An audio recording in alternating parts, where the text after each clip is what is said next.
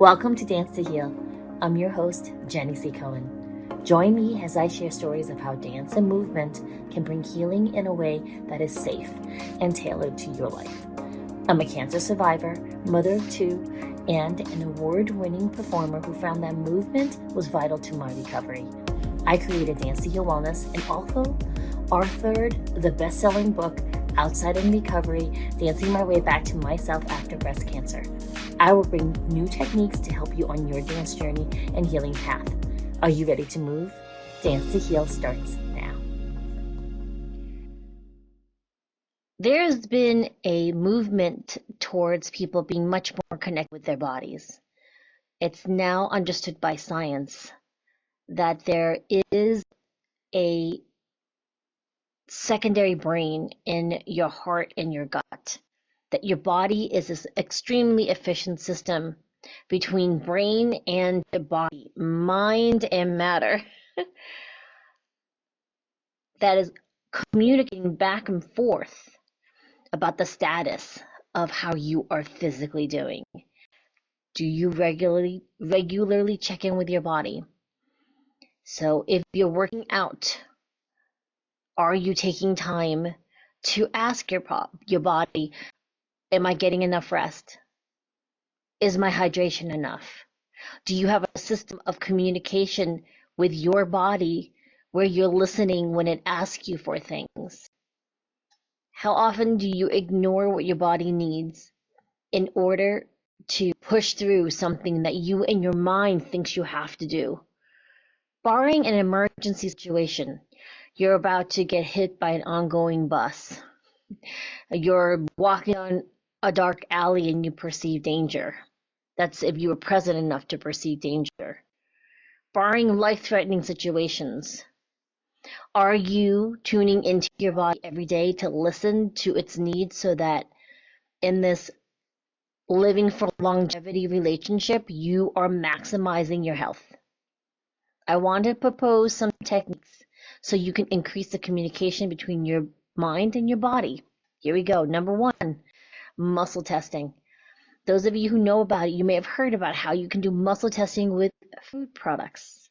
Example, if you're standing and you want to know if you're allergic to something or a food ingredient is for your higher health and your greater good, you might hold it to your body. And if you fall towards it, that means that yes, the answer is yes, you can have it. If you fall away from it, it may be something, or it is something that your body is intuitively rejecting, like meat, sugar.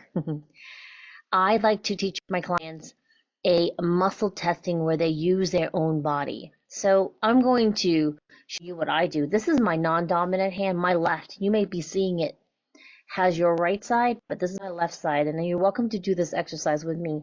When I'm holding my hand like this with the elbow and shoulder even and my wrist a little bit lower, my palm is facing me, this left hand is making a light fist. I'm going to gently push against the middle knuckle, and as I'm pushing with the right hand, my left arm is resisting the push down of this finger. I'm going to test for my yeses. I am Jenny C. Cohen, and I'm going to push lightly on this finger, and it shouldn't move. It should be pretty strong. Yes, I'm Jenny C. Cohen. Let's say I really want to be Nicole Kidman. I am Nicole Kidman. And in spite of how hard I resist, this finger will bend very easily at the big knuckle. My body is telling me you are not Nicole Kidman. You like to think you're Nicole Kidman, but you are not. My eyes are brown. My body agrees. Yes, your eyes are brown. I've always wanted to have green eyes or purple eyes, so I'm going to say I have green eyes, and my body will disagree. You see that? Those of you listening on the audio podcast, every time I pushed down on my finger when it was a lie, my body told me it knew it was a lie. For example, when I said I was Nicole Kidman, and also when I said my eyes were green. In this way, if you do the same test for yourself, where you find what your yes and your no's are, then you can go ahead and ask yourself some straightforward questions. For example, do this with me. So I'm holding my arm up now, and we're going to ask this question. Everybody push down your finger, and you're going to get a yes or no answer, okay?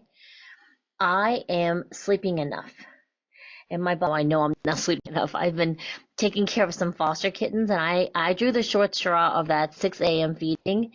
And my daughter unfortunately stays up late to do the late dinner feeding. So these kittens, they can't go longer than 6 hours without food. So we're always constantly shifting our schedule so they're eating during the evening no later than a 5 to 6 hour span. Of course, during the day, they eat sooner than later. All right, so let's see. Am I getting enough sleep? So my body, I agree. My body concurred. I'm not getting enough sleep. I am hydrating enough. I'm drinking enough liquids and hydrating enough. And my finger says yes. Oh, this is great. See, Jenny, I have been making a concerted effort to hydrate enough. Now, on your own, you will need to do the muscle testing to test what kind of hydration your body needs. Me, myself, and I, we have come upon the fact that I mostly only drink warm water and also a mixture of either a large, big liter bottle full of water that has liquid IV and also a pack, the Pedialyte. Both of them are the powdered version that you can get in packets, and both of them are also sugar-free. Okay, so in that way, I've been hydrating in my body. Yeah. What's another question I can ask? I am eating enough every day. And my finger says, yes, you're eating enough. Can I eat a little bit more? And my body says no.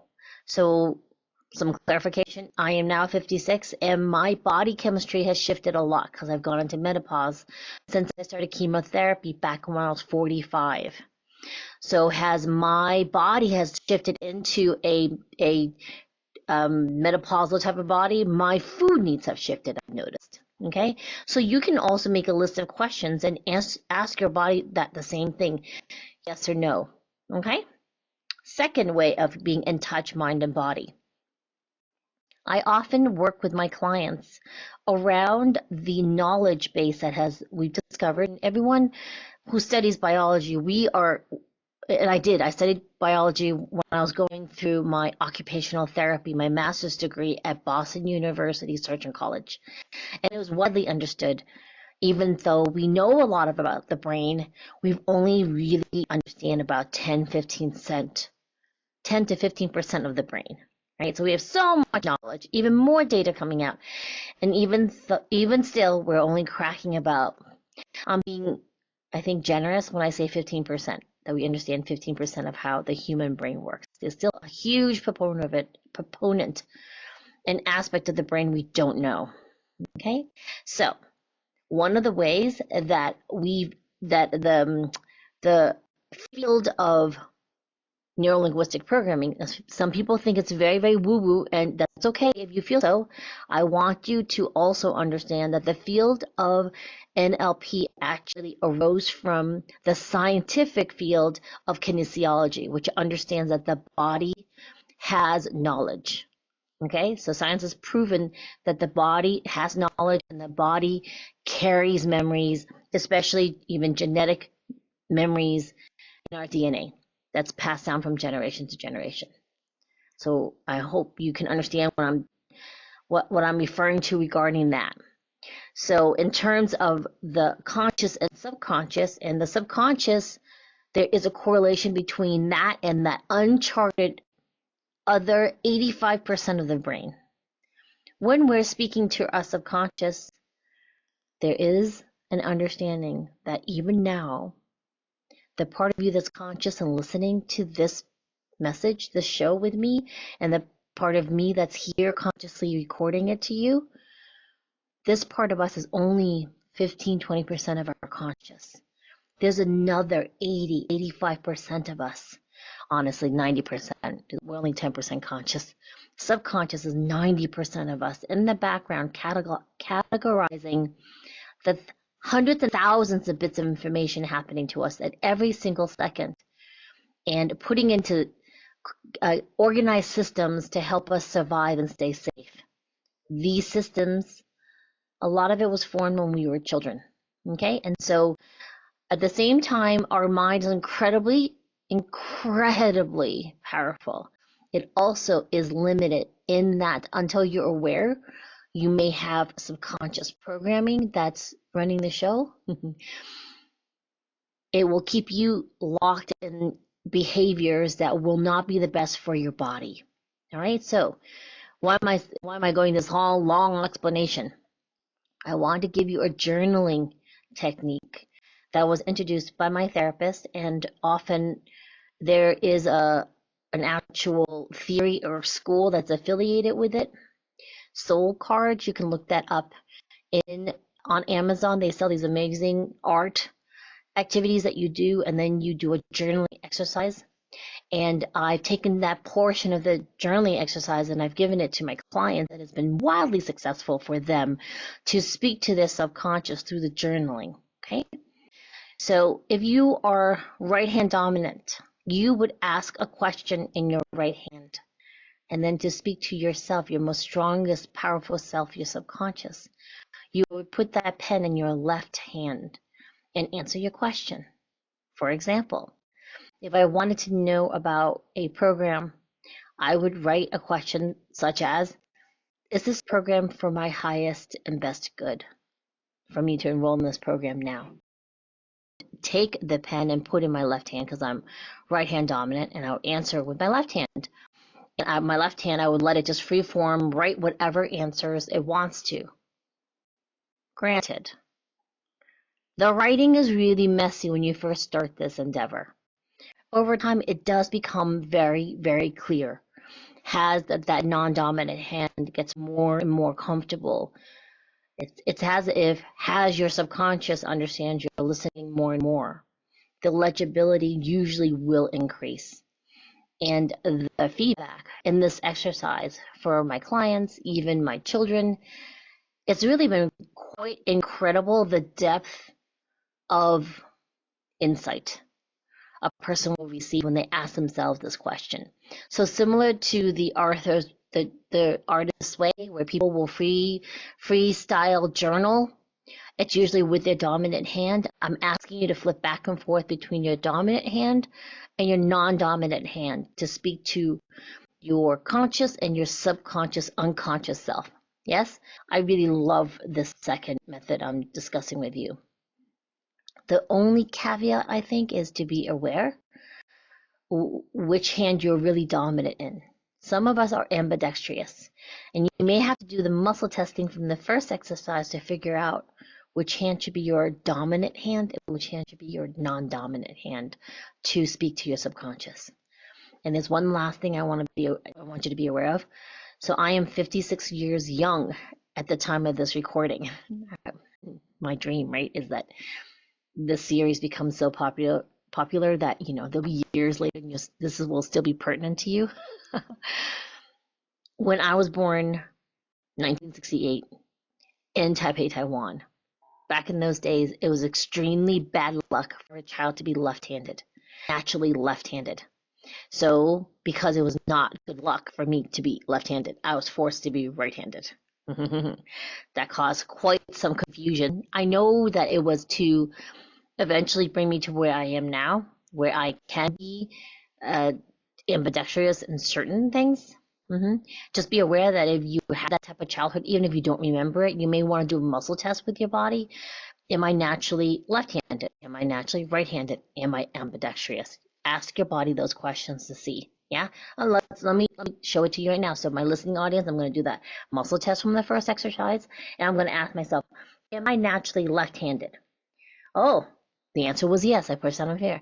Am I naturally right-handed? And the answer is no. What? So crazy. Am I ambidextrous?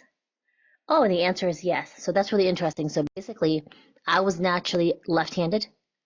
I have been trained to be right-handed. And I'm actually quite capable of being ambidextrous, being both-handed.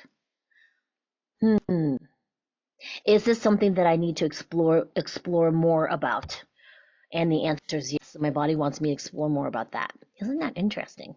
So I really encourage you to try the same thing with yourself and ask some of these questions. All right, exercise number 3, super important.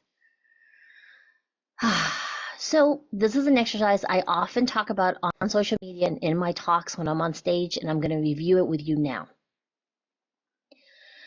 When we are not present in our bodies, we are actually at risk of being in danger. Let me repeat that.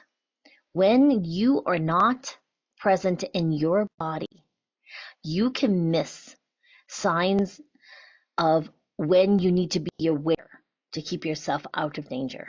Now, being very careful of any possible unconscious programming that I may be giving you, right? You are completely safe. And it is definitely a correlation because I do speak on college students who are under risk of sexual assault on campuses. When they interviewed convicted felons who were actually serving time, when they asked them, what are some factors you look on to determine who's going to be one of your next victims? They cited two things amongst their list of things, and they're very pertinent to this conversation. One, they said, we look to see if the person was aware of their surroundings. Let that sink in for a second. Yeah. Two, they watch their body language. So when I say body language, I'm saying, are you even aware of how you're holding your body right now? Are you aware of what's happening outside of your immediate mind focus? Those two factors are danger. And I am bold enough to say, forget about danger around you. I'm talking about danger inside of you. Meaning, again, science has proven we are constantly, our immune system is taking care of cells that are mutating every single day because our cells are multiplying. And so the probability of mutating cells happening every day in your body is pretty high, most likely because our cells are always renewing themselves, right? So that means if your immune system is affected, that can cause something later on, like an autoimmune disease, or in my case, cancer. Folks, here's a secret I want to, well, not secret, but here's a really important factor I want to share with you about my breast cancer journey, which is so pertinent to this month, right? I had no history of breast cancer in my family. Nothing. Nada. There was a history on my father's side of my paternal grandmother having had cancer. It was not breast cancer, and she was much older when she got it. I was only 44 when I found that lump, right? And the 6 months before it, I'm sorry, the almost 1 year before it, I had been working out consistently every morning. I had joined a gym. I was meeting with a group of people at 5 a.m. every morning to work out. I was completely vegan. I was at the strongest I had really ever been. And I was also, I think before I had my twins weight. My kids were roughly 10, 12. So it had been years since I was that good in shape, right? And the only factor that I know for certain that contributed to my getting cancer, that's my belief. I'm not saying this for anyone else, just for me, because I did so much research trying to figure out why did I get cancer. One of the factors was that I had been under so much stress. You wouldn't have known it because I was good at hiding it so well that I didn't even admit it, that it was taking a toll on my body. The month before I got my breast cancer, my husband had emergency bowel obstruction surgery from his cancer 19 years before that, when we were newlyweds. Okay? And then the 4 years before that, one of my children, my fraternal twins from in vitro fertilization, who are my miracles from God, my miracles, my gifts from the heavens. My son was diagnosed at 10 with type 1 diabetes. And that was another episode I'll discuss. However, the point of it is that this precious miracle is now saddled with this disease where 1 in 9 people never make it to adulthood. Okay? So literally every night, my husband and I took turns. We took shifts. I would go to bed about 2 or 3 every night, and he would get up around 4 normally for work day, so that we could make sure that if our son hit a low blood sugar in his sleep, he would at least have enough wherewithal to wake up again to take something that had sugar in it to boost blood sugar back up.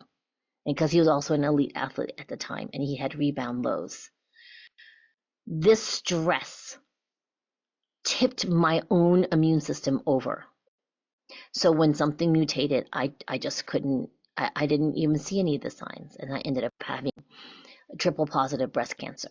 Right. And then in the recovery process, I realized that I actually hadn't really been in my body all my life. Those questions I asked you before about am I getting enough sleep? Am I drinking enough? Am I hydrated? These kind of things I never asked myself before, ever. So it had been years and years of abusing it, ignoring my body. It is cumulative. It is cumulative. Okay. And then I recovered from my breast cancer and also my other child went into distress. And I realized I had to be present to keep my child safe, both of my children safe and myself safe. I traced back to all of my life, unresolved trauma. Again, using a lot of my subconscious to help me heal those parts. Okay? Why did I go off into this whole thing?